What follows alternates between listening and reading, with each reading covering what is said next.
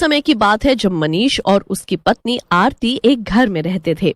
मनीष एक छोटी सी नौकरी करता था। मनीष की पत्नी आरती बड़ी ही तेज और झगड़ालू किस्म की औरत थी। वो हमेशा मोहल्ले में किसी न किसी से लड़ती ही रहती थी। उसकी एक बड़ी गंदी आदत थी कि वो अपने घर का सारा कूड़ा रोज रात को घर के बाहर फेंक दिया करती थी। लोग उससे बड़े दुखी थे, पर जो भी उसे कुछ बोलता वो उससे लड़ बैठती। हमेशा की तरह एक दिन आरती ढेर सारा कूड़ा लेकर छज्जे से रात को नीचे फेंक देती है। अरे ओ बहन, ये तुम क्या कर रही हो? इतना सारा कूड़ा घर के सामने फेंक दिया, इसे अभी के अभी हटाओ। मेरा घर है और मैं अपने घर के सामने कुछ भी रखूं या कुछ भी फेंकूं, तुझे क्या दिक्कत है? अरे ये तो बड़ी बदतमीज औरत है।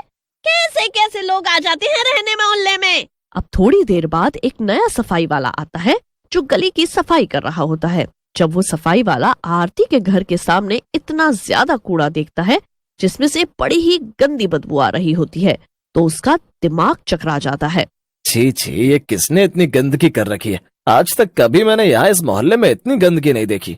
बेचारा सफाई वाला इतनी गंदगी साफ करता है और उसे उसी को साफ करने में इतना वक्त लग जाता है। सफाई करने के बाद वो बेल बजाता है। उसके बाद अंदर से आरती बाहर आती है। हाँ भाई, क्या हुआ? क्यों बेल बजा रहे हो? मैडम, ये आपने अपने घर के सामने जो इतना कूड़ा इकट्ठा कर दिया था वो मैंने साफ कर दिया है, पर पता है उसमें से बहुत गंदी बदबू आ रही थी और उसमें कीड़े भी पड़ गए थे। रोज कूड़े की गाड़ी आती है, आप घर के सामने कूड़ा न डालकर उसमें डाल दिया करो। इतना सुनते ही आरती तो गुस्से में तिलमिला जाती है कि उसे एक सफाई करने वाला अब आकर समझाएगा। वो उस पर चढ़ बैठती है। अरे ओ सफाई वाले, तेरा काम है सफाई करना, ठीक है? उसके लिए तुझे सरकार पैसे देती है। चुपचाप अपना काम कर, वरना अच्छा नहीं होगा। तुझ सफाई करने वाले की क्या इज्जत?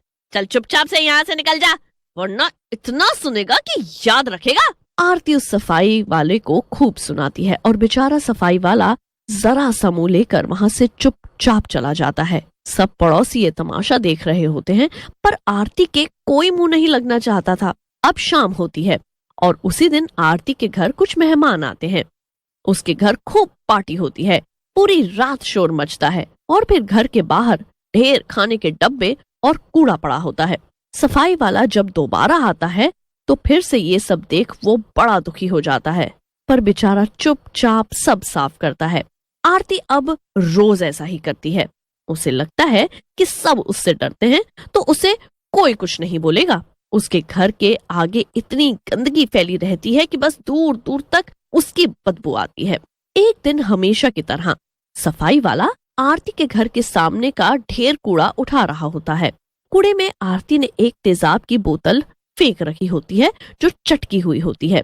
आज फिर से इतना कूड़ा, क्या कर सकता हूँ मैं भी। लग जाओ भाई काम पर, ये औरत तो कभी सुधरने वाली है नहीं।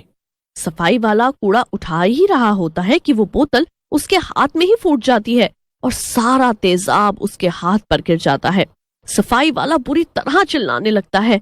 सब लोग आ जाते हैं और आरती को सुनाते हैं, पर आरती उल्टा सबके ऊपर चढ़ जाती है। सफाई वाले को आरती पर बड़ा गुस्सा आता है।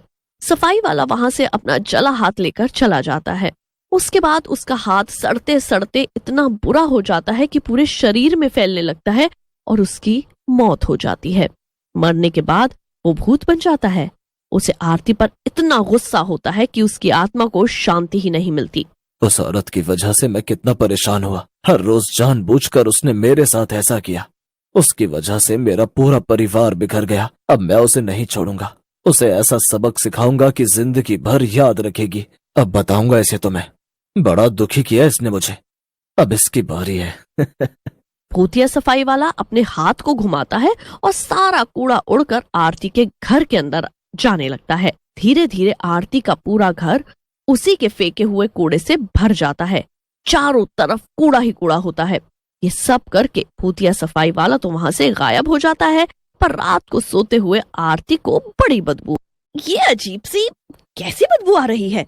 पूरी रात आरती को वो बदबू सताती रहती है, पर वो उठने का आलस कर जाती है। अब जब वो सुबह उठती है तो उसकी आंखें फटी की फटी रह जाती हैं। पूरा घर उसका कूड़े से भरा होता है। अरे ये सब क्या हो गया? ये सारा कूड़ा तो मैंने गली में फेंका था, तो ये मेरे घर के अंदर कैसे आ गया? ये जरूर उस सामने वाली पड़ोसन का काम होगा। उसी को ज्यादा तकलीफ है मुझसे और वही ये काम कर सकती है। आरती गुस्से में छज्जे पर जाती है और चिल्लाना शुरू कर देती है, पर सामने से कोई बाहर नहीं आता। आरती पूरे घर की सफाई करती है। उसके लिए इतनी गंदगी साफ करना बड़ा मुश्किल होता है, पर उसके पास कोई चारा भी नहीं होता। उसका पति मनीष भी कुछ दिन के लिए बाहर गया होता है, तो उसकी मदद करने वाला भी कोई नहीं होता। रात को आरती मनीष को फोन करके सारी बात बताती है, पर मनीष उसकी बात को नजरअंदाज कर देता है।